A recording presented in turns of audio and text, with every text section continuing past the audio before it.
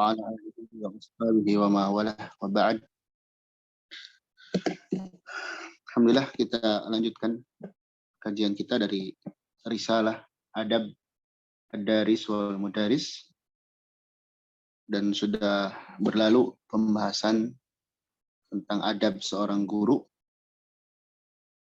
Sekarang kita adab seorang murid. Di sini dikatakan oleh penulis rahimahullah, adabud daris, adab seorang murid, al-muta'allim, ini seorang murid. Di sini dikatakan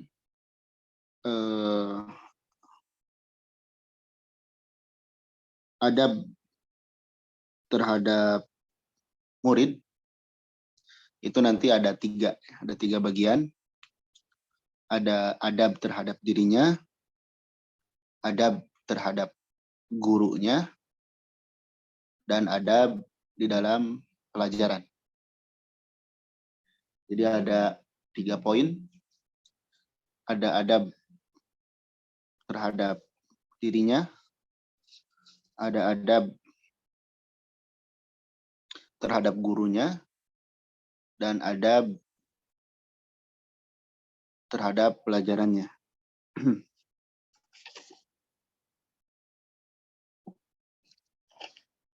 Di sini dikatakan amma adabuhu fi nafsihi, adapun adabnya terhadap dirinya, yaitu faka'adabil mudarris, seperti adab seorang guru.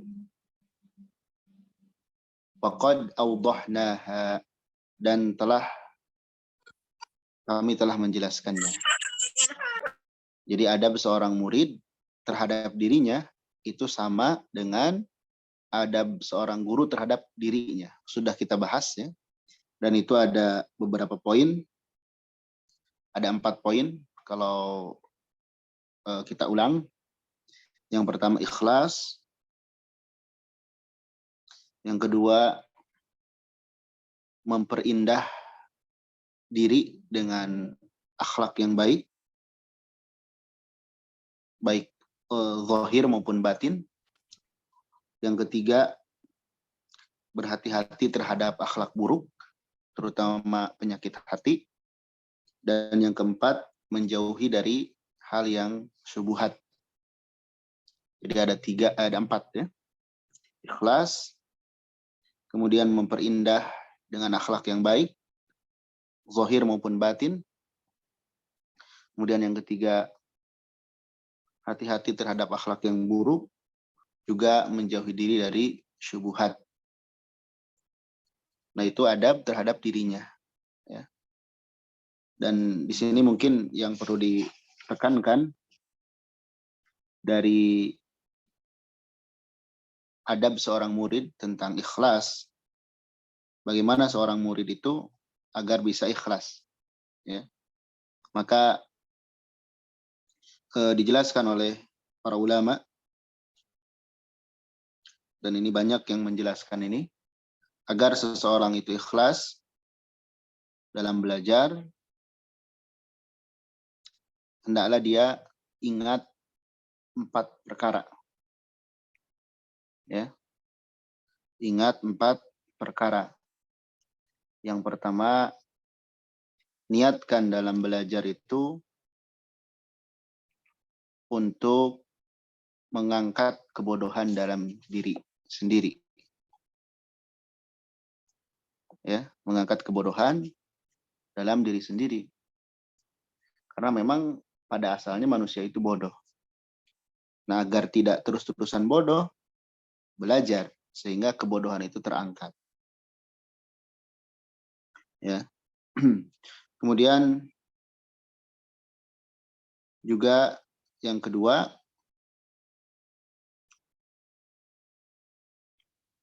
niatkan untuk mengangkat kebodohan dari orang lain.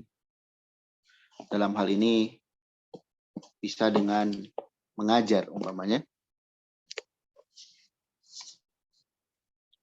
mengangkat kebodohan dari orang lain.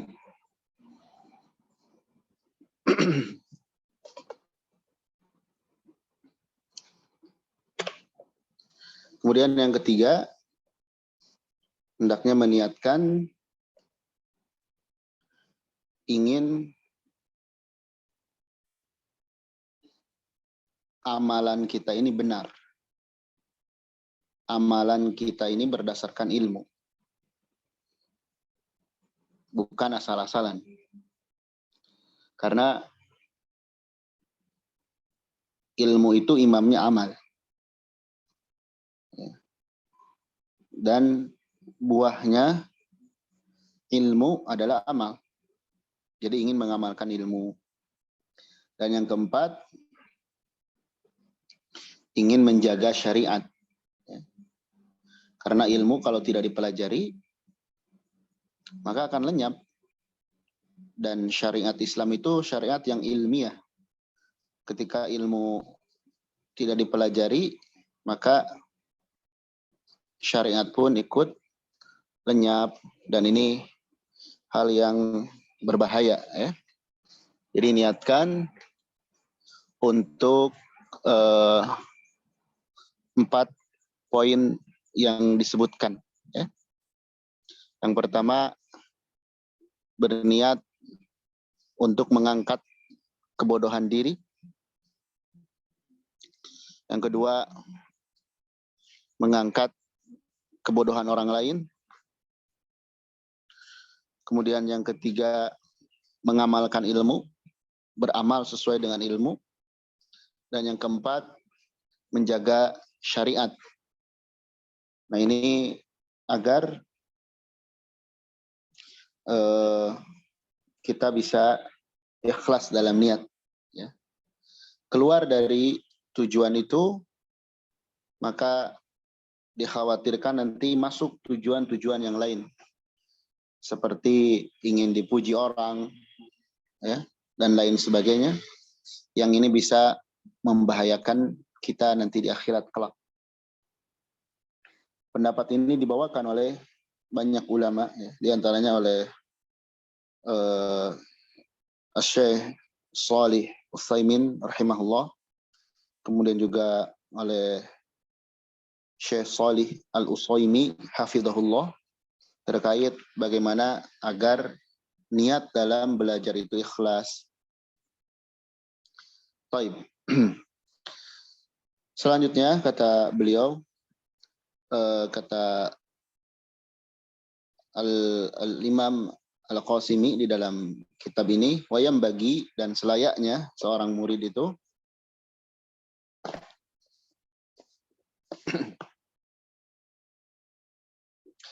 ayutahhira qalbahu, untuk membersihkan hatinya, minal adnasi, dari noda-noda, kotoran-kotoran, liyasluha liqabulil ilmi wa hifdhihi wastithmarihi, agar hati tersebut pantas, ya, layak untuk menerima ilmu, menghafalnya, dan memetik buah-buahnya. Jadi hendaknya membersihkan hati dari penyakit-penyakitnya, agar hati tersebut pantas untuk menerima ilmu, menghafalnya, dan memetik buahnya. Ya. Karena hati itu wadah ilmu. Kalau hati itu baik, maka ilmu pun akan bisa menempat padanya. Sebagaimana sebagian salaf mengatakan,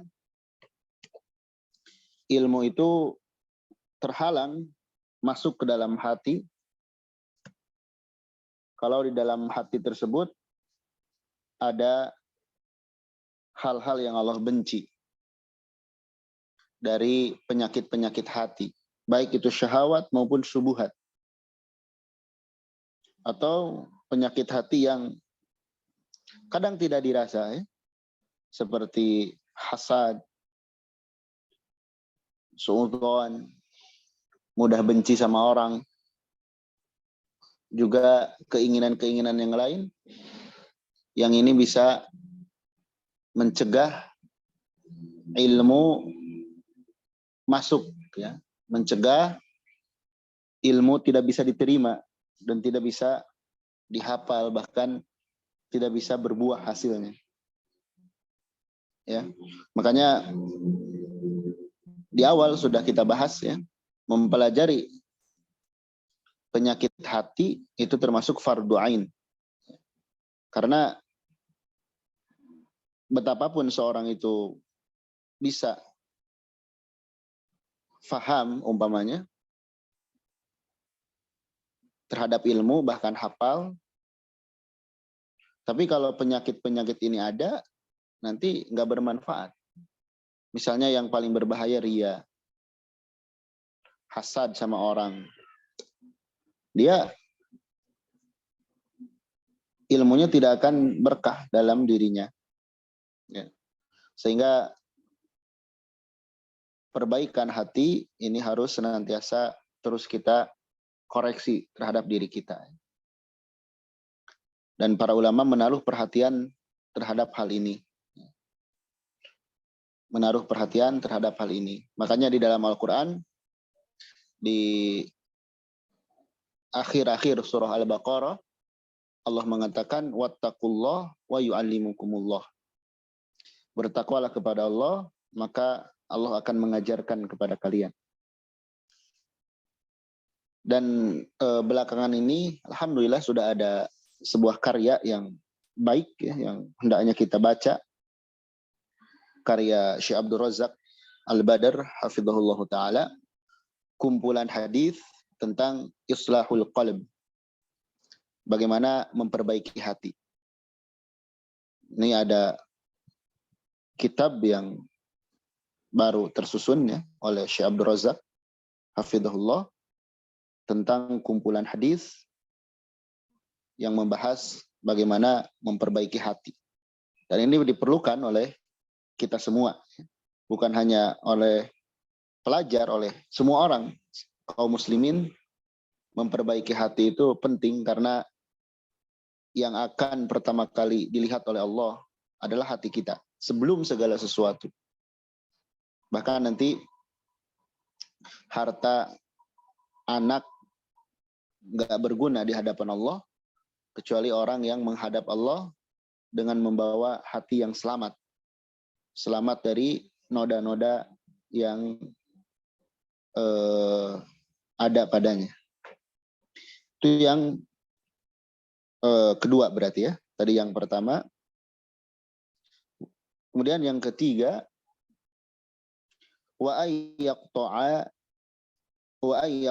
alaiqa asyagilah. Dan hendaknya dia memutus al-alaiqa, hubungan-hubungan asyagilah yang menyibukkan, an kamalil ijtihadi, dari kesempurnaan keseriusan, atau dengan kata lain dari usaha maksimal. Jadi memutus segala sebab yang menjadikan kita tidak serius, ya, yang menjadikan kita sibuk dengan perkara yang lain. Dan ini tentu setiap orang beda-beda, ya. Betul, setiap orang Allah bekali waktu yang sama, sehari semalam 24 jam. Tapi setiap orang kegiatannya berbeda-beda, ya. Maka yang terbaik itu bagaimana seorang itu bisa mengatur waktunya, ya. agar dia bisa menjalani semua aspek-aspek kehidupan. Ada kalanya dia menyendiri dengan Allah Subhanahu wa taala, ada kalanya bergaul dengan orang, ada kalanya melakukan aktivitas yang lain. Tinggal bagaimana kita punya khusus waktu untuk fokus ya dalam belajar. Terutama misalnya seorang yang menghafal, dia harus ada waktu yang mana waktu tersebut tidak ada yang mengganggu dia dari kalangan manusia, ya, termasuk keluarganya dan siapapun, sehingga dia bisa fokus. Dan itu bisa kita mengkondisikan waktu-waktu tersebut di malam hari umpamanya. Karena kalau tidak seperti itu ya kita akan buyar. Kita menghafal dalam keadaan umpamanya sedang melakukan aktivitas bersama dan lain sebagainya, itu akan sulit. Jadi memutus hubungan-hubungan yang menyibukkan. Kemudian yang selanjutnya, yang keempat, berarti wa yardha bil yasiri minal quwwah. Ridha dengan perkara yang sederhana. Minal quwwah, dari minal quwwat, dari makanan, ya.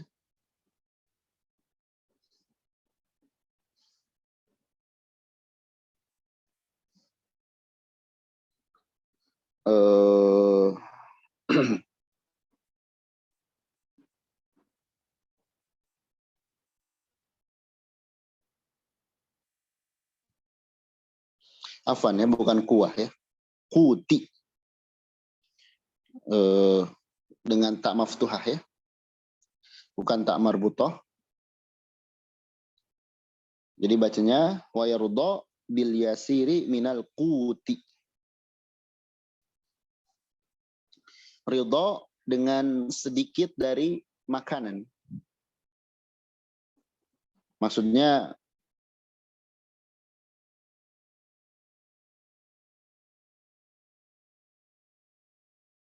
sedikit di sini bukan sekedar sedikit ya, tapi halal.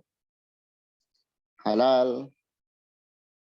Dan memang banyak makan yang berlebihan itu akan mendorong kepada, kata para ulama ya, akan mendorong kepada kasratin naum, banyak tidur. Kemudian futur ya, kemudian malas. Jadi kalau kita mau belajar, usahakan jangan dalam kondisi kenyang. Ya. Bukan berarti nggak boleh makan ya, makan diperlukan juga. Tapi kalau setiap saat kita kenyang terus, itu nanti susah untuk fokus. Tapi bukan berarti juga menyiksa diri, padahal ada misalnya. Karena kalau kita menyiksa diri nanti sakit juga. Nanti sakit. Dan ini tidak boleh kita memadaratkan diri sendiri. Artinya jangan berlebihan. Ya. Karena akan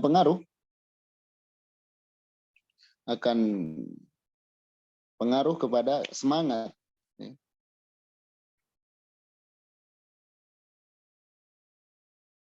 Taib. Kemudian selanjutnya wayasbiru atau wayasbiro,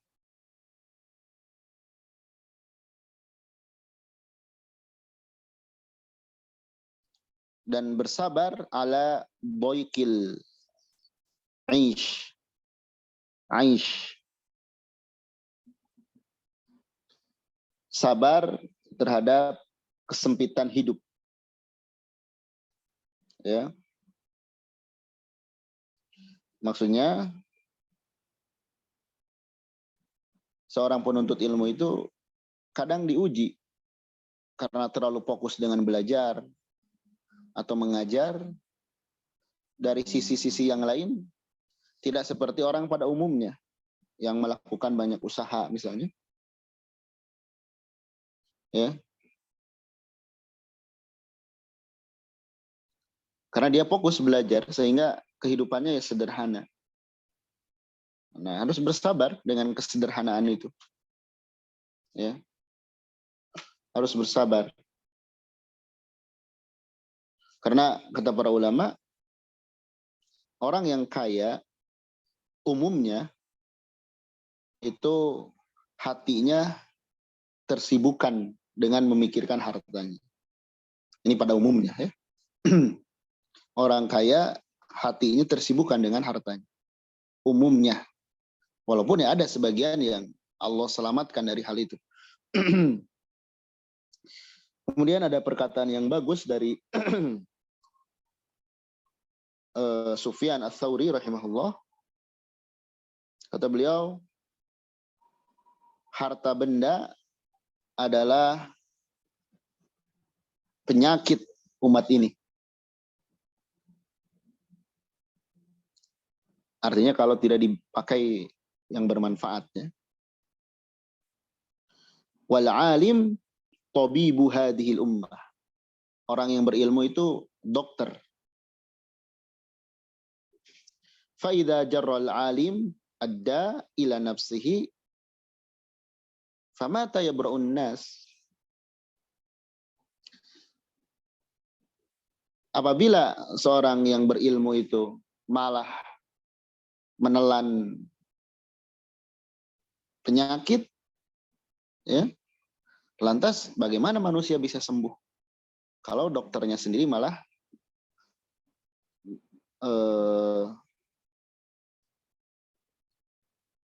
penyakit malah dia ambil. Ya. Intinya harta itu tidak tercela kalau berada di tangan orang yang solih dan bertakwa. Tapi umumnya manusia itu terhadap harta benda terlalaikan. Ini bukan kata saya, Allah yang menyatakan alhaakumut takatsur. Ya. Kemudian juga wa innahu lihubbil khairi lasyadid wa tuhibbunal mala hubban jamma. Itu Allah yang menyebutkan. Artinya apa? Kita harus bisa mengontrol diri kita, ya, dari hal tersebut. Maka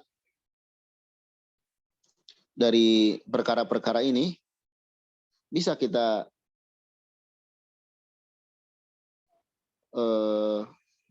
ambil faedah besar. Kalau seorang penuntut ilmu ingin berhasil itu, upayakan tidak terlarut dengan kemewahan. Bukan nggak boleh ya, tapi tidak terlarut. Artinya tidak kemudian harus segala sesuatu itu mewah, serba dilayani, serba nyaman. Tapi kalau dapat seperti itu ya alhamdulillah. Hanya hal-hal tersebut biasanya menghantarkan kepada ya banyak istirahat dan sebagainya. Dan bagi yang Allah lebihkan dari hartanya, maka pintar-pintarlah dalam mengaturnya. Dan harta itu simpan di tangan, ya, jangan di hati. Harta simpan di tangan, jangan di hati. Ilmu baru simpan di hati, jangan simpan di tangan. Agar keterkaitan kita, fokus kita terarahkan dengan benar. Terarahkan dengan benar. Baik. Qala Abu Hanifah radhiyallahu an, berkata Abu Hanifah,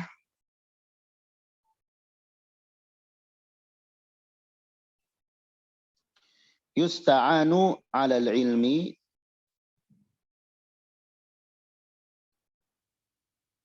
bijam'il hammi.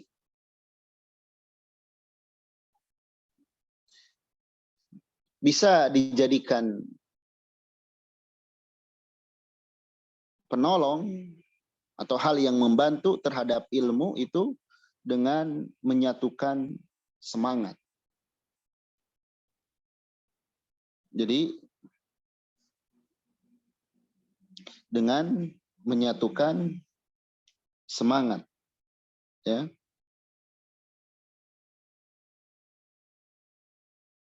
Jangan sampai semangat itu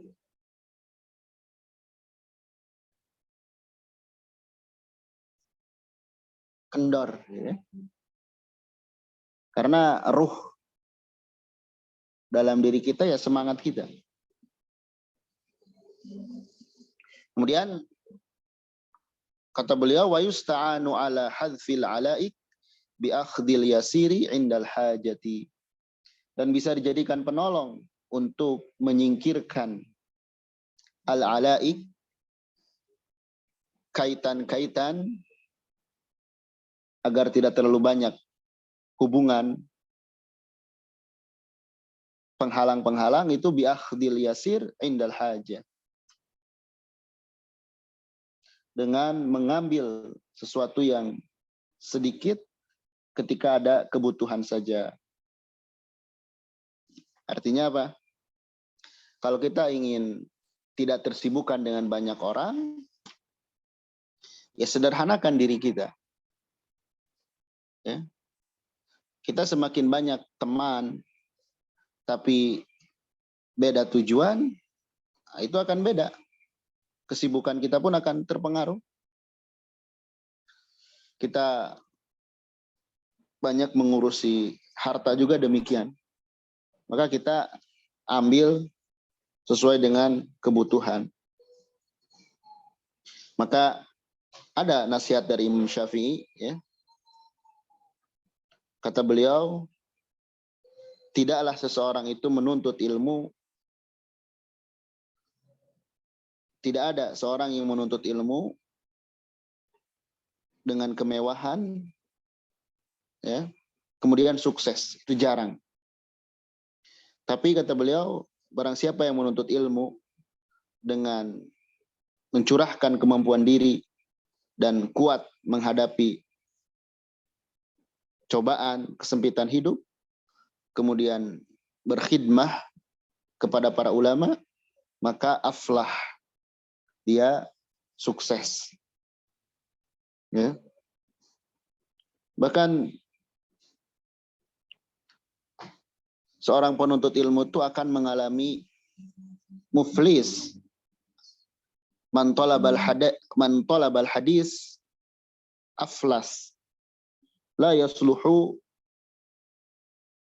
talabul ilmi illa lil muflis. Seorang yang menuntut ilmu itu pasti mengalami bangkrut, ya. Yakni banyak mengeluarkan biaya. Banyak mengeluarkan biaya. Banyak berkorban lah istilahnya. Banyak berkorban. Karena ada sebagian orang yang belajar itu nggak mau berkorban. Maunya yang enak-enak aja. Atau bahkan setelah diberi yang enak nggak serius juga. Makanya ada beberapa nasihat dari para ulama, ya. Orang yang tidak amanah dari dalam belajar atau mengajar,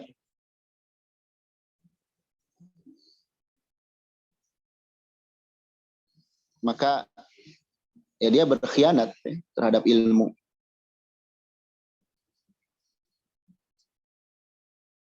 Di sini bukan berarti tercela kekayaan itu, enggak, ya. Tapi biasanya orang itu ya tadi hatinya senantiasa terpaut, ya, lebih terpaut dengan harta benda. Taib, wa qala al-Khatib al-Baghdadi, berkata Khatib al-Baghdadi, yustahabu litalibi, dianggap baik atau diharuskan bagi seorang murid ayyakuna, dia menjadi uzbah, membujang, ma'amkanah, semampunya, li'alla yaqta'ahu al-ishtighalu bihuquqiz zaujati, supaya kesibukan tidak memutuskannya, tidak menghalanginya. Dia harus memenuhi hak-hak istri, wal ihtimam, dan perhatian, bil ma'isyah, dengan pekerjaan, an ikmali talabil ilmi, dari menyempurnakan belajar, menuntut ilmu. Jadi ini Khatib al-Baghdadi, ya,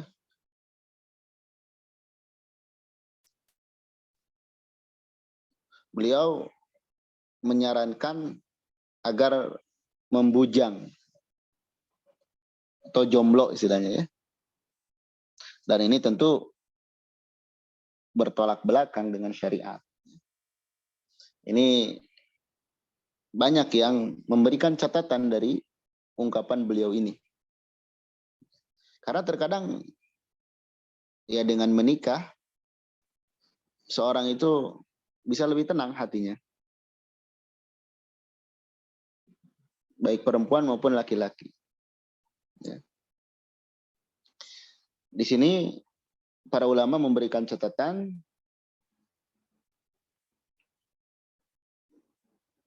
maksud beliau hendaknya seorang itu memanfaatkan masa-masa sebelum menikah. Agar nanti kalau sudah menikah, kesibukan hak-hak rumah tangga tidak menghalangi dari belajar. Seperti itu maksud beliau, kata para ulama. Bukan dalam artian memang jangan menikah, ya. Ini bertolak belakang, ya. Jadi hati-hati dengan statement ini.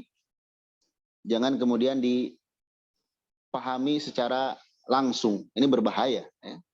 Akhirnya nanti ya dipraktikkan dan ini menyelesihi. Walaupun ada yang mempraktikkan hal ini, ya. Jadi dulu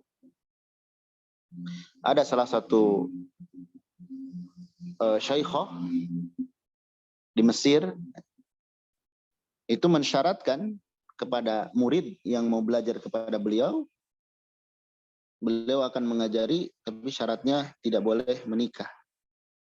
Karena kalau menikah nanti tersibukkan katanya mengurusi rumah tangga. Dan ini tentu tidak benar, ya. Yang benar memanfaatkan masa muda agar bisa mendapatkan ilmu yang banyak. Dan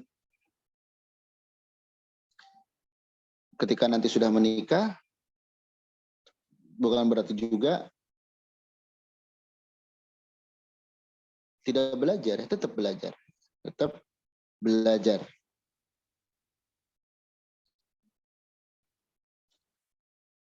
Itu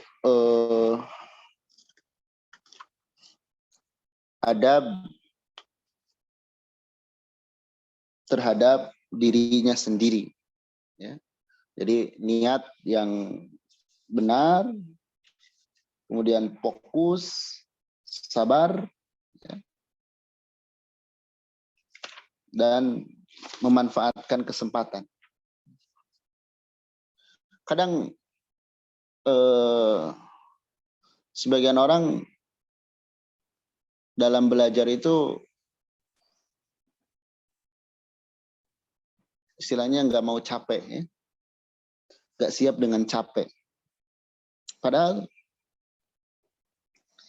ya tidak ada sesuatu yang mulia diraih dengan senang-senang, itu nggak ada ya. Mesti mengalami masyaqqah. Makanya kan at-ta'lim itu proses yang di dalamnya ada masyaqqah, ada kesusahan. Tinggal kita jujur dengan diri kita, serius enggak? Kalau serius, ingat juga pertolongan Allah Subhanahu wa taala. Karena tidak boleh juga kita bergantung kepada diri sendiri. Tapi kita hendaknya memohon pertolongan kepada Allah Subhanahu wa taala. Kemudian selanjutnya ini adab terhadap guru. Bagaimana bersikap terhadap guru. Wa ayyatawadda'a lil muallim.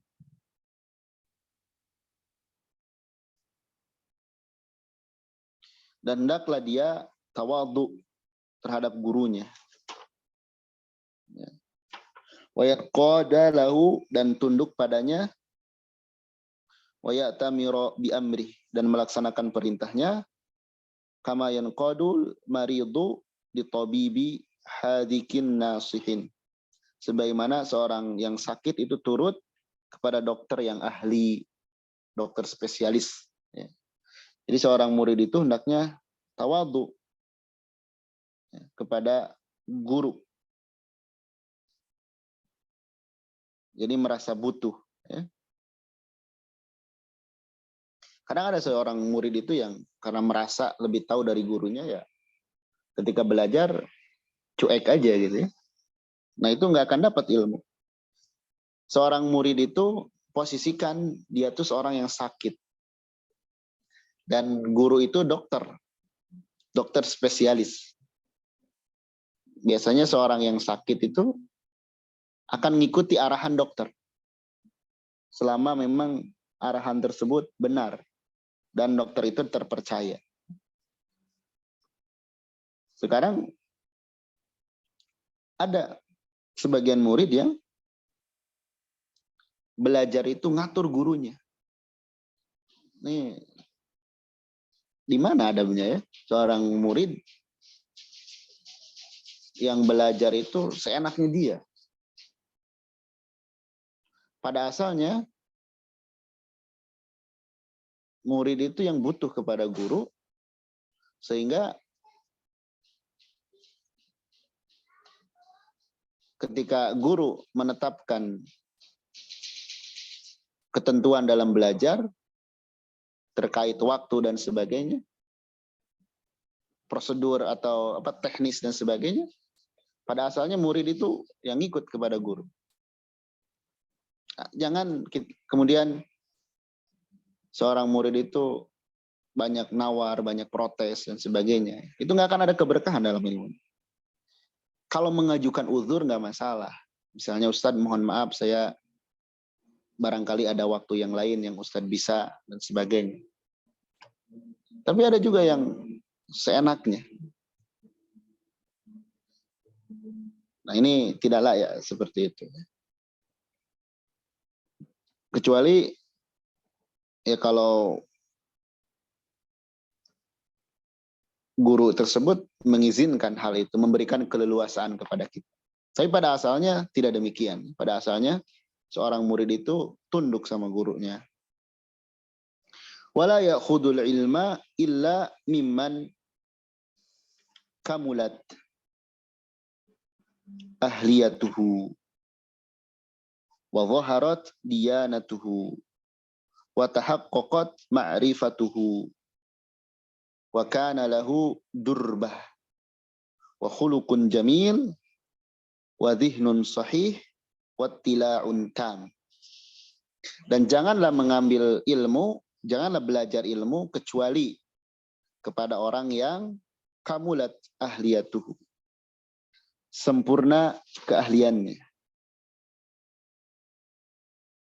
wa dhaharat diyanatuhu, jelas agamanya, berpegang teguh dalam agamanya, wa tahaqqaqat ma'rifatuh, mumpuni pengetahuannya.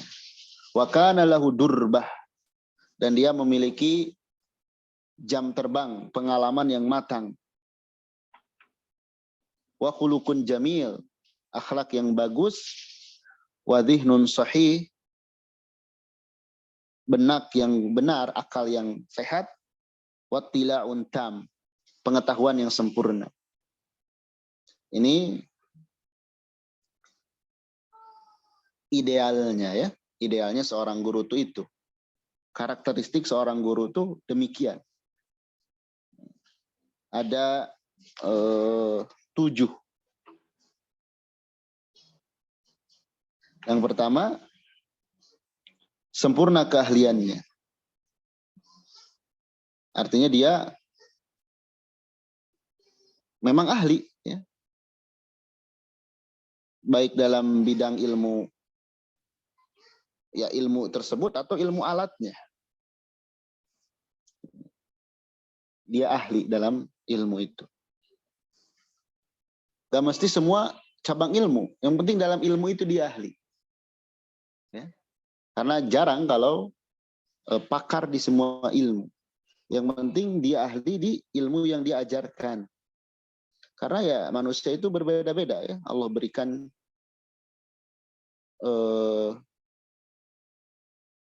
dari ilmunya.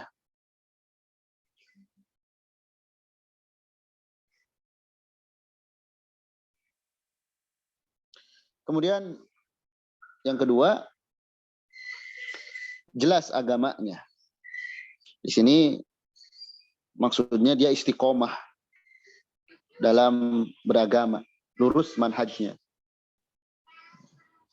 Yang sampai kita belajar kepada orang yang nggak jelas dalam beragamanya,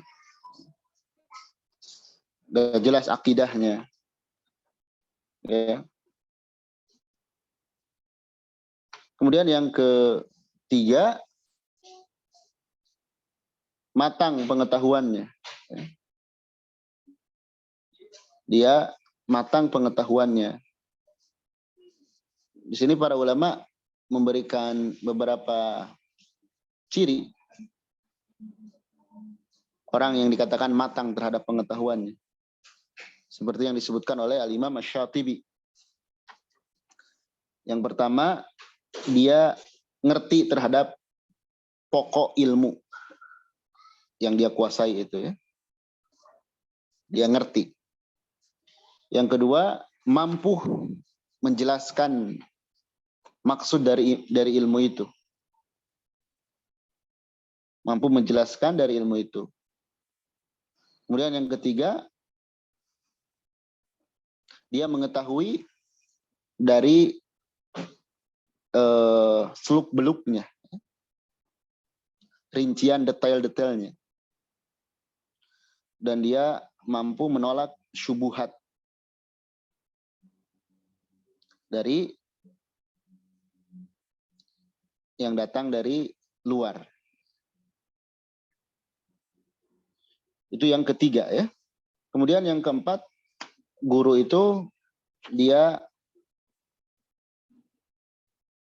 memiliki durbah, jam terbang, pengalaman. Di sini para ulama menyebutkan ad-durbah itu ya, di antara cirinya dia punya guru, jelas belajarnya, bahkan lama mulazamahnya, diketahui oleh orang dia tuh belajar, bahkan gurunya pun mengakui dia itu seorang pelajar. Ini durbah. Kemudian khuluqun jamil, nah ini akhlak yang baik. Ya.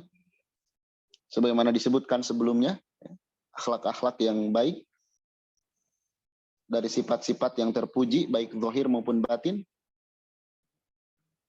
Kemudian akalnya sahih, tidak ada subuhat dalam akalnya, tidak ada kerancuan dalam berpikir, ya, tidak mengedepankan logika daripada wahyu. Walaupun cerdas, dia tunduk kepada wahyu. Dan yang ketujuh,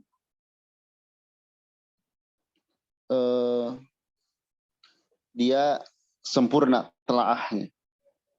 Ya.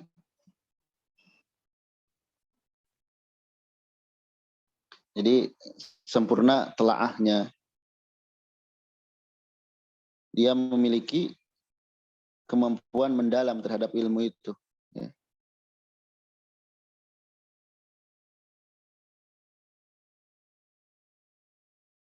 Itu 7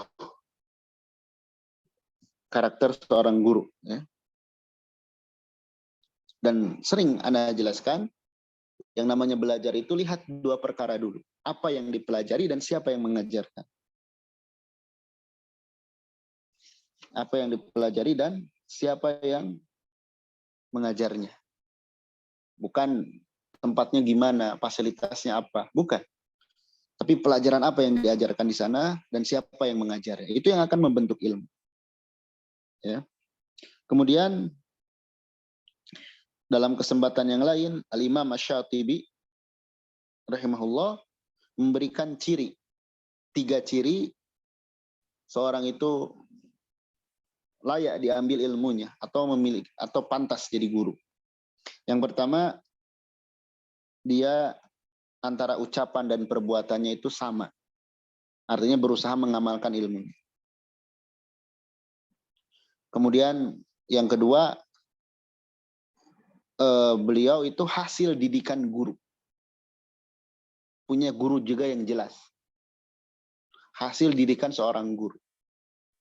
Dan beda ya, orang hasil didikan person, guru tertentu, dengan hasil pendidikan jamiah. Karena sebagian orang yang di jamiah, di kampus, itu hanya fokus dengan modul, dengan muqarrar. Makanya yang sukses-sukses itu yang mulazamah dengan seorang syekh, seorang ustadz misalnya. Baru ilmunya matang. Dan yang ketiga, seorang tersebut mengikuti jejak langkah gurunya dalam proses belajar mengajar. Jadi mengamalkan ilmu, gurunya jelas, dan dia pun ikut sebagaimana gurunya. Ya. Itu karakteristik seorang guru. Hanya ya tidak bisa dipungkiri ya. Kita melihat guru itu manusia biasa juga. Ada kekurangan, ada kelemahan. Bukan malaikat. Sehingga kita kalau ada hal-hal yang kurang dan sebagainya, bukan berarti kita kemudian merendahkannya. Ya tidak. Kita lihat keutamaannya, kelebihannya. Karena kalau melihat kekurangan, nggak akan kita punya teman di kehidupan ini, nggak akan punya guru. Ya. Tapi itu baru 2 poin ya terkait adab bersama guru. Insya Allah nanti poin-poin selanjutnya kita lanjutkan di pembahasan berikutnya. Demikian untuk malam hari ini, kurang lebihnya. Barangkali ada yang disampaikan, ditanyakan, diperjelas, silahkan. Jazakumullah khairan Ustaz untuk pemaparannya. Silakan pada umahat yang ingin bertanya bisa langsung open mic ya atau raise hand. Ya silakan Ibu Iro. Assalamualaikum warahmatullahi wabarakatuh. Assalamualaikum warahmatullahi wabarakatuh. Afwan Ustadz, Ana mau bertanya tapi agak sedikit vulgar, mohon maaf ya Ustadz. Suatu saat kami pernah, salah satu di antara kami pernah dimarahin oleh Ustadz, gitu ya Ustadz, karena memang oleh Ustadz, oleh guru kami Ustadz. Perkaranya karena di antara kami ada yang tidak mengerjakan tugas gitu Ustadz, dan tidak masuk gitu. Kemudian Ustadz kami mengatakan kalau seperti ini tidak ilmu yang saya berikan tidak akan berkah untuk ibu-ibu sekalian gitu. pada akhirnya karena Ana pribadi takut ya Ustadz dengan sikap Ana yang bisa jadi suatu saat Ana juga bisa teledor seperti teman Ana yang dimarahin itu. Pada akhirnya Ana ketakutan, Ana mengundurkan diri Ustadz. Karena ketakutan dengan bahasanya seperti itu. Aduh, mohon maaf Ustadz, apakah sikap Ana ini benar atau bagaimana ya Ustadz? Ustadz, jazakallah khairan. Iya, nanti ada pembahasan ya tentang sabar ala jafwati syekh. Bersabar terhadap tegasnya guru. Jadi bedakan ya antara tegas, marah dan sebagainya. Kalau tegas itu marahnya karena ada syariat yang dilanggar. Kemudian juga ketika marah, dia ngasih solusi agar kita lebih maju. Tapi kalau ada seorang guru yang marah dan nggak jelas sebabnya, terus kemudian merendahkan kita dan tidak memberikan solusi, nah itu barangkali marahnya itu berangkat dari terpengaruh barangkali dengan hal-hal yang lain. Nah itu bedakan ya antara marahnya guru memang karena ingin kebaikan bagi kita dan marahnya karena ada sebab yang lain. Kalau marahnya itu karena ingin kebaikan bagi kita, maka kita bersabar. Ya. Tapi kalau marahnya itu ada sebab yang lain, nah di sana kita bisa memilih ya, karena karakter guru itu akan menular kepada muridnya. Kalau gurunya marah-marah nggak jelas, nggak ngasih solusi, nanti kita pun sama ke murid kita akan seperti itu. Tapi pada asalnya seorang guru itu ada kalanya dia tegas, ingin kebaikan kepada murid terhadap muridnya. Tapi ada kalanya seorang guru itu ya tadi dia marah-marah nggak jelas, ya, dan merendahkan dan sebagainya. Maka yang seperti ini ya kita harus bisa cerdas juga menilai ini karena sebab apa. Dan saya mendapatkan ya beberapa guru atau ya guru saya sendiri itu nggak, masya Allah gitu, nggak gengsi minta maaf sama murid. Walaupun setelah dimarah dan sebagainya belum minta maaf, afwan tadi ana bla bla bla bla bla. Itu menunjukkan marahnya beliau yang sebelumnya itu, ketegasan beliau itu ingin kebaikan kepada kita. Tapi kalau marah-marah nggak jelas terus kita dimarahin dan sebagainya, nggak diizinkan belajar dan sebagainya, ya kita tidak mengapa. Tapi izin tetap, Ustaz mohon maaf saya tidak bisa lanjut. Jangan langsung keluar, nggak boleh. Tetap kita izin dulu. Ya. Jadi jangan sampai kita kemudian menghilang gitu ya, menghilang nggak jelas, nggak pamit dan sebagainya.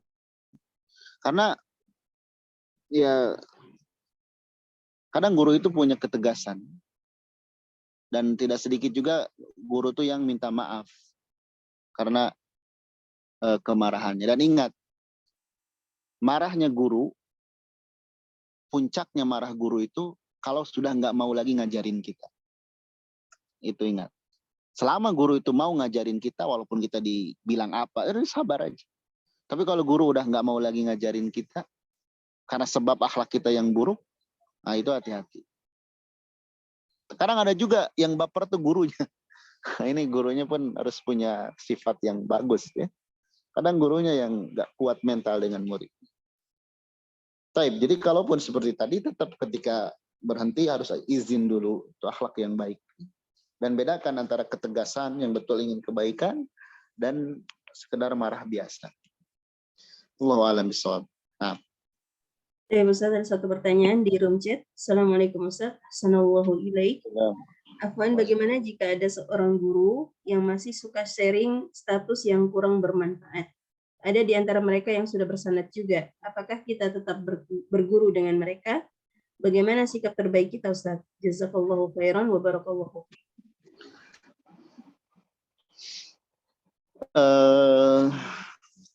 saya tidak tidak menghukumi person tertentu ya, siapa yang dimaksud dan sebagainya. Cuman saya mengambil kaidah umum aja.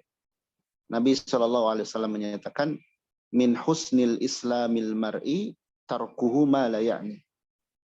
Di antara tanda kebaikan agama seseorang itu meninggalkan perkara yang tidak bermanfaat. Meninggalkan perkara yang tidak bermanfaat, baik dunia dan akhirat. Nah, kita bisa menimbang hal tersebut. Ya. Karena ya diri kita ini dibentuk oleh yang kita lihat dan yang oleh kita dengar. Kalau yang kita lihat hal-hal yang baik, yang kita dengar hal-hal yang baik, maka itulah yang akan menjadikan diri kita. Begitupun sebaliknya. Tinggal kita di sini pandai-pandai menilai. Pandai-pandai menilai. Kalau terus-terusan seperti ini nanti akan gimana? Kalau terus-terusan seperti ini nanti akan gimana? Hanya pada asalnya, ya umumnya karakter guru itu bisa jadi hujah bagi kita biasanya. Itu guru saya juga udah kayak gitu. Ketika kita melakukan hal yang kurang baik, kadang seperti itu guru saya juga kayak gitu. Tapi pas hal yang baiknya nggak ditiru. Jadi di sini kaidah umumnya seperti itu. Baik, Allahu a'lam bishawab. Ya, Ustaz, di room chat cukup satu pertanyaan, Ustaz. Bagaimana? Bisa menambah pertanyaan atau ditutup, Ustaz? Silakan, bisa. Satu lagi ya. Baik, Ibu Tati silakan. Baik, Ustaz. Assalamualaikum warahmatullahi wabarakatuh. Assalamualaikum warahmatullahi wabarakatuh. Ustaz, apakah boleh seorang guru itu memberikan hukuman kepada muridnya dengan cara mendenda gitu, Ustaz? Mendenda, misalkan muridnya telat atau tidak mengerjakan tugas, didenda suruh beli suruh beli itu gitu, Ustaz. Begitupun sebaliknya, apakah boleh seorang guru memberikan reward pada siswa dengan cara memberi hadiah gitu? Ya, itu aja. Jazakumullah khairan, Ustaz. Gini, kalau mendenda nanti uangnya dikemana? Allah alam ya, kalau yang mendenda. Misalkan membeli buku atau misalkan kalau pelajaran yang lainnya atau beli alat tulis gitu, Ustaz. Membelikan barang gitu, Ustaz. Ya kalau mendenda, Allah alam ya, saya belum tahu hal tersebut. Dan dari contoh salafnya pun biasanya hukuman itu kalau dulu kadang langsung dengan pukulan dan sebagainya, atau dengan nasihat ya, hukuman itu, atau dengan menghajar, meninggalkan pelajaran sebagaimana dilakukan oleh Al-Waqi bin Jarrah. Beliau tidak mengajar selama sepekan karena ada murid yang nakal. Kemudian juga dulu Syekh Mukbil juga demikian. Jadi dengan nasihat. Tapi kalau yang dengan denda, Allahu a'lam ya. Adapun memberikan hadiah itu tentu boleh ya. Seorang guru itu memberikan hadiah kepada muridnya yang dianggap lebih atau mampu, itu tidak ada silang pendapat dalam hal itu, diperbolehkan. Adapun yang mendenda itu Allahu a'lam. Lebih baik dihindarkan. Lebih baik dihindarkan karena nanti, kecuali kalau kamu bandel beli buku ya baca buat kamu sendiri. Tapi kalau kemudian nanti peruntukannya kepada siapa dan di mana tidak dijelaskan, itu khawatir nanti memunculkan hal-hal yang kurang baik. Baik, Allahu a'lam bishawab. Nah, Ustaz, syukran, Ustaz. Afwan. Baik, Ustaz, sudah 3 pertanyaan yang kita bacakan hari ini. Bagaimana, Ustaz? Masih dilanjut atau mau ditutup? Masih ada, kalau masih ada silakan. Baik, ada Umahat yang lain ingin bertanya, silakan. Baik, sepertinya cukup, Ustaz. Baik, barakallahu fikum. Insyaallah nanti untuk kelanjutannya dikabarkan ya. Semoga bermanfaat. Alhamdulillah. Subhanakallahumma wa bihamdika, asyhadu an la ilaha illa anta, astaghfiruka wa atubu ilaik.